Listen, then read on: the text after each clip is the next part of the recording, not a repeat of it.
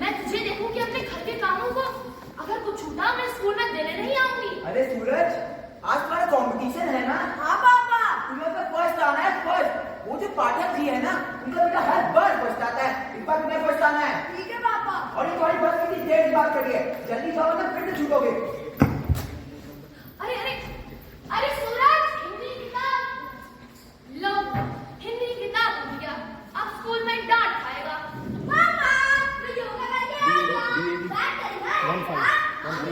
Good बेटा, मैं रोज yoga exercise करने चाहिए। हाँ पिताजी, मैं रोज योगा और एक्सरसाइज करता हूँ। गुड बेटा, इसी बात पे आज शाम को पार्क चलेंगे। पर पिताजी, शाम को मेरा ट्यूशन है। कोई बात नहीं, ट्यूशन के बाद पार्क चलेंगे। ये अरे बेटा, बैग इतना भारी क्यों है? अरे पिताजी, इसमें बहुत सारी किताबें हैं। ओहो बेटा, मैंने आपसे कितने बार कहा है, बैग में किताबें टाइम टेबल के हिसाब से रखनी चाहिए। जी पिताजी, अब से मैं बैग को टाइम टेबल के हिसाब से ही पैक करूंगा। और बेटा, आज तो तुम्हारा आर्ट कॉम्पिटिशन है ना? हाँ मम्मी। तो उसमें अपना बैग देना। मम्मी, मैं उसमें अपना बैग दूंगा। All the best.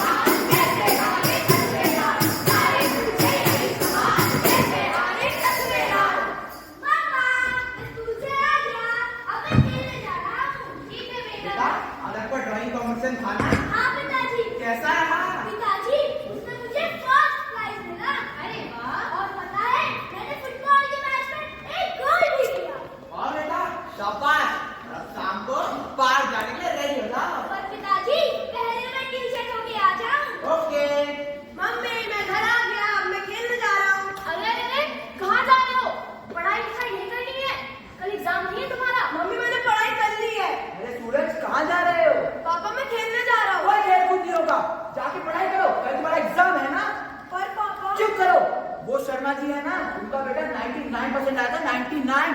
और तुम्हारे से 98%, पूरा 1% कम था, 1%। अरे कुछ तो सीख अपने आसपास के बच्चों से। अरे तुझे आईएएस बनना है, आईएएस। अरे नालायक, बेअकल। हाँ, तू ऐसे बात करते थे पापा से? माँ, आप इस बैग में टिफिन और किताबों के साथ रखती है एक बोझ, अपने सपने का बोझ। बस आपकी इस आईएएस बनाने की तुमने मेरे बचपन को एक रेस में दौड़ा दिया है। माँ, मैं एक भारी बैग उठाता मजदूर हूँ या एक मशीन का पुर्जा जिसे आप दिन रात बटन दबा के ऑन ऑफ करती है। माँ, मैं एक बच्चा हूँ। माँ, बेटा मुझको माफ कर दे। तेरे को आगे पढ़ाने की सूरत में अचानक मैं तेरे साथ क्या कर गया बेटा? बेटा माफ कर दे मुझे।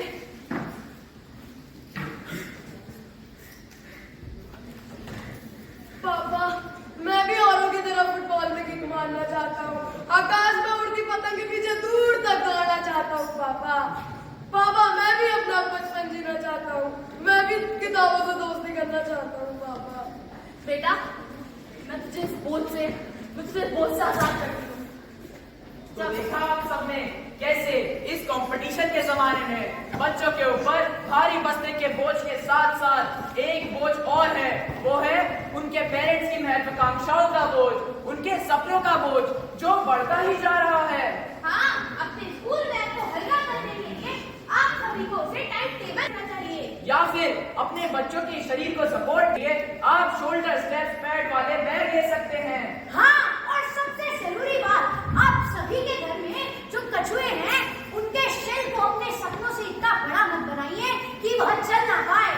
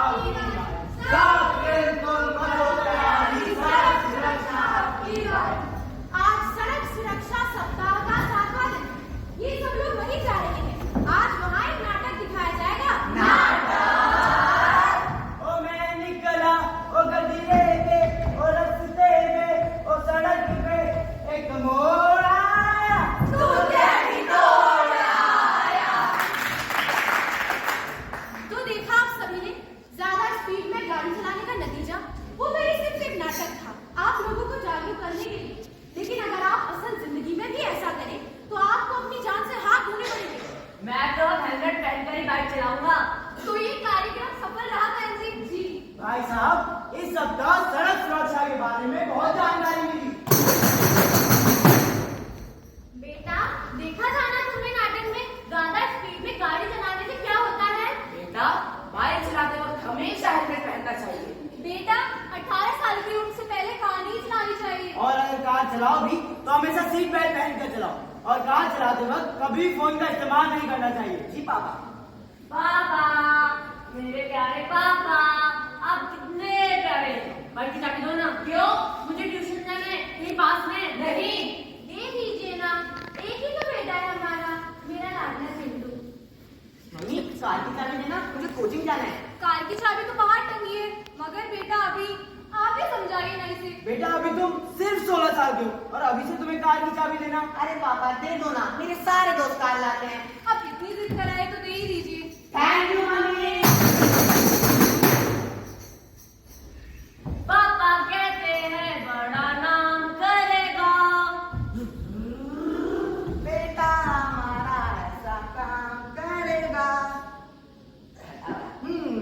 चला जाता हूँ किसी की धुन में। अरे ये बाइक वाला कितनी तेज बाइक चला रहा है, लगता तो 13-14 साल का ही है। ओ गाड़ी वाले,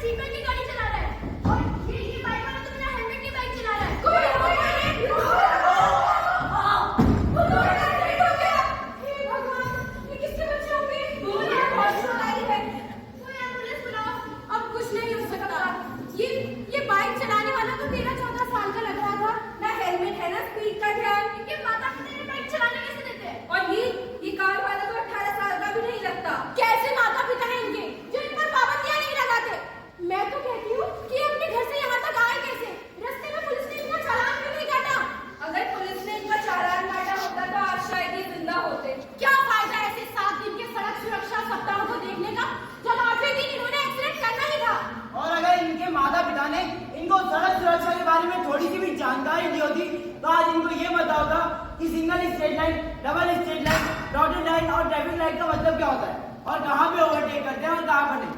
आप सबको तो पता ही होगा कि सरकार ने सभी हाईवेज की स्पीड निर्धारित कर रखी है और स्टेट हाईवे की स्पीड 80 किलोमीटर पर आनी चाहिए। और इनको देखिए, कोई 100 किलोमीटर पर आवर तो कोई 120 किलोमीटर पर आवर। लापरवाही की भी हद होती है। वाह वाह, कैसी बात कर रहे हैं भाई साहब। आपने देखा नहीं बाइक चलाने वाले लड़के की बाइक की स्पीड कितनी ज्यादा थी। हाँ, क्योंकि वो तेज चला था। तेज तो चला रहा था, पर सोचो अगर वो बाइक बनाने वाली कंपनियां इतनी तेज स्पीड की बाइक नहीं बनाती तो क्या वो इतनी तेज बाइक चला पाता? नहीं। तो गलती है कंपनीज की जो इतनी स्पीड वाली गाड़ियां बनाती है। जब ये कंपनी जानती है कि सरकार द्वारा हर हाईवे और रोड के लिए मैक्सिमम स्पीड निर्धारित की है, सिटी रोड के लिए 50 किलोमीटर पर आवर, डिस्ट्रिक्ट के लिए 70, स्टेट हाईवे के लिए 80 किलोमीटर पर आवर, नेशनल के लिए 100 और एक्सप्रेस के लिए 120 किलोमीटर पर आवर, तो ये कंपनी इतनी स्पीड की गाड़ियां बनाती ही क्यों है? क्योंकि इन्हें तो कुछ पता ही नहीं है। इसके पीछे एक और कारण है, आजकल के बच्चे तो टेलीविजन के पीछे पागल भी हो गए हैं।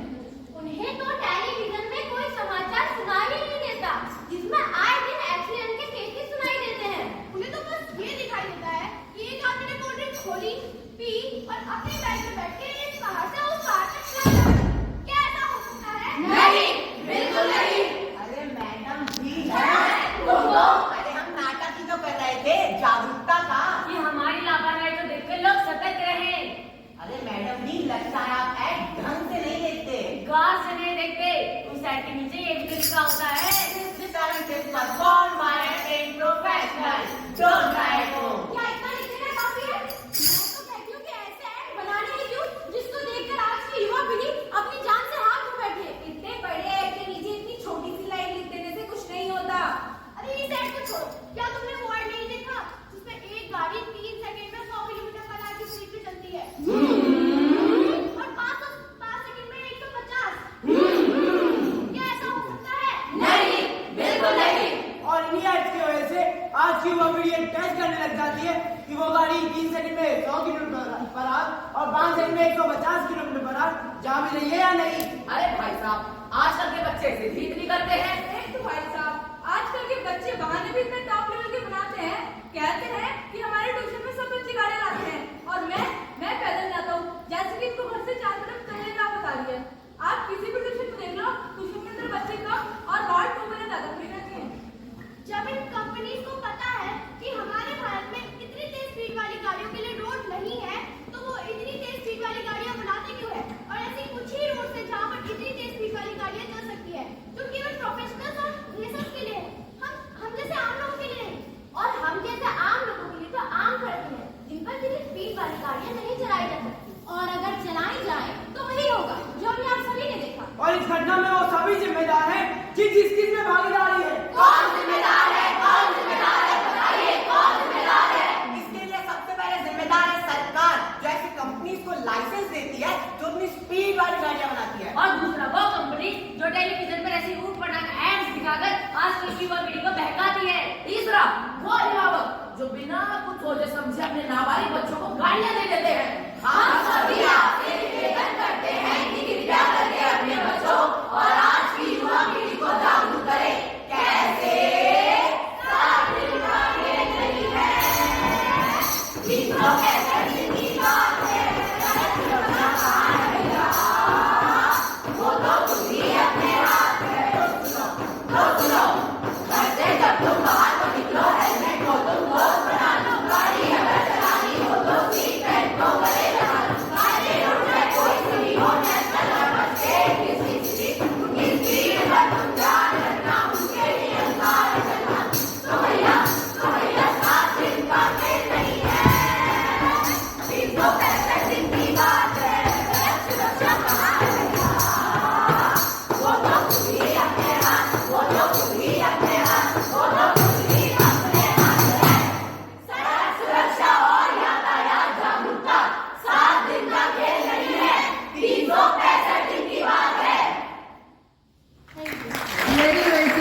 तो हमने देखा हमारी सुरक्षा हमारे हाथ में ही है। अपनी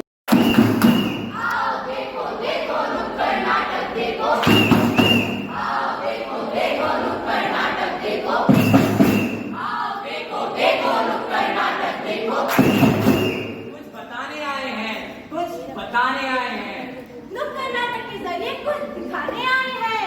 ऐसे तो जीवन मृत्यु सब ईश्वर के हाथ है। पर बेवक्त की मौत से बचाने आए हैं। जी हाँ, सड़क सुरक्षा संबंधी नियम समझाने आए हैं। हा हा हा, मृत्यु के शीश का ताज हूं मैं, यमराज हूं मैं। अरे चित्रगुप्त, बड़े व्यस्त लग रहे हो। जी प्रभु, पृथ्वी पर मरने वालों की संख्या बढ़ती ही जा रही है, बस उसी के हिसाब किताब में लगा हूँ। और इसके पीछे क्या कारण है? अगर हम भारत देश की बात करें तो एक दिन में मरने वालों की संख्या लगभग 1.5 लाख है, जिसमें से 45 से 50 हजार तो सड़क दुर्घटना में ही मारे जाते हैं। मारे जाते हैं भैया, मारे जाते हैं। क्या? वह कैसे? आप खुद ही देख लीजिए। बेटा जल्दी बैठो, स्कूल जाने के लिए लेट हो रहा है। अरे पापा, पहले सीट बेल्ट तो लगाओ। अरे बेटा पापा को मत सिखाओ, अभी 5 मिनट में पहुंचेंगे, कोई जरूरत नहीं सीट पर लगाने की। आओ बैठो दोस्त, जरा शेयर करके आते हैं। अरे भाई हेलमेट तो लगा लो, चालान कट जाएगा। अरे बैठो यार, बहुत ऊपर तक पहचान है तुम्हारे भाई की, जो सामने आएगा खुद ब खुद हट जाएगा। धूम मचा ले, धूम मचा ले, धूम मचा ले, धूम मचा ले, धूम मचा अरे ले। कोई बचा ले, कोई बचा ले। अरे भाई, कोई कैसे बचा ले? जब तुम्हारी यह नादानियां थी, खुद यमराज को निमंत्रण दे रही है कि आप और उठा ले, क्योंकि बिना हेलमेट और सीट बेल्ट के तो यही होना है। इसीलिए ध्यान रहे कि इस बात का भी ज्ञान रहे, हेलमेट और सीट बेल्ट को चालान बचाने के लिए नहीं, जान बचाने के लिए पहना जाता है। जान बचाने के लिए पहना जाता है, जान बचाने के लिए पहना जाता है।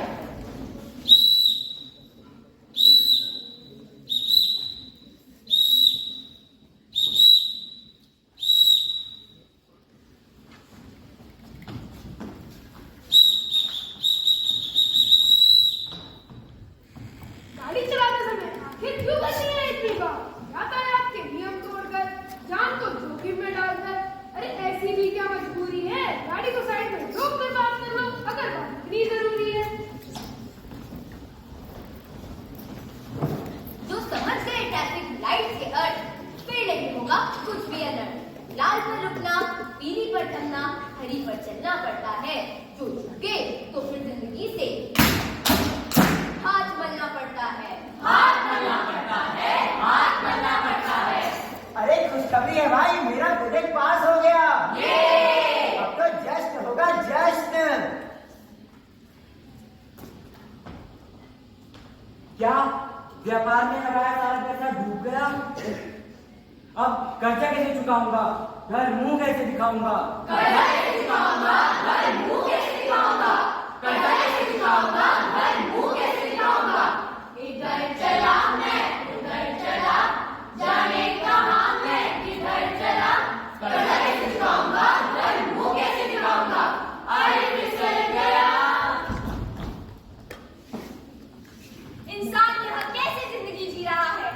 गम में भी पी रहा है, खुशी में भी पी रहा है। चलो क्यों पी रहा है यह तो समझ आता है, पर पीते हुए सड़क पर गाड़ी क्यों चला रहा है? खुशी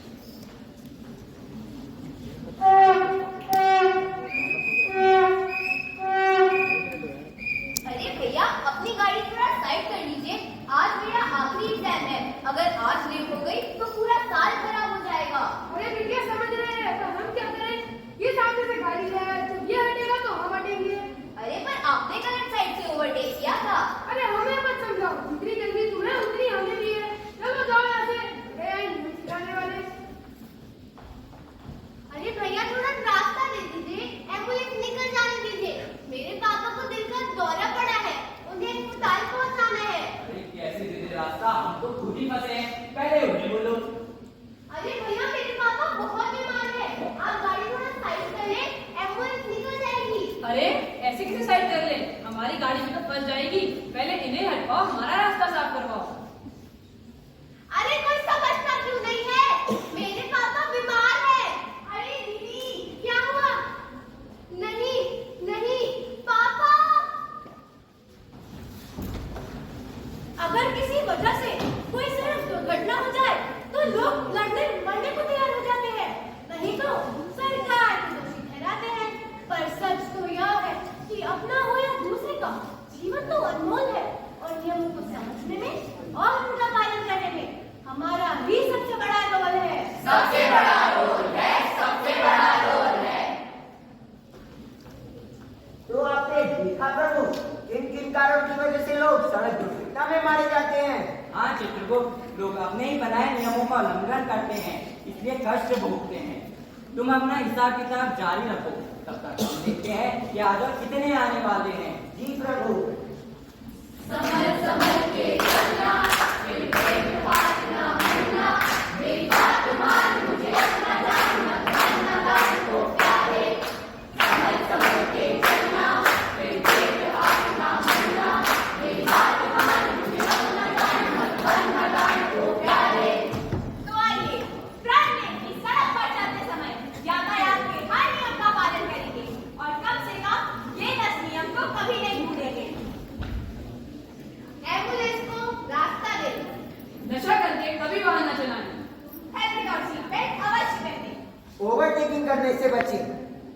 वाहन चलाते समय फोन बर्बाद ना करें, पैदल चलने वालों के लिए रुके, उन्हें रास्ता दें।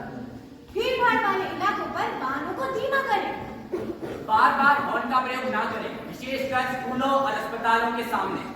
नो एंट्री पर कभी भी प्रवेश न करें। ट्रैफिक लाइट को हमेशा फॉलो करें। सड़क